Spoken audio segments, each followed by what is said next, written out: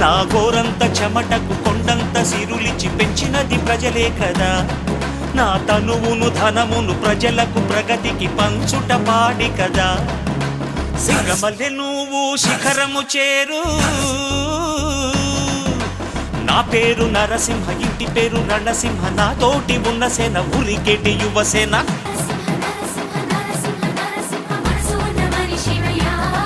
నేనీసమున్న బాలుడయ్యా, నేను మేలు చేయు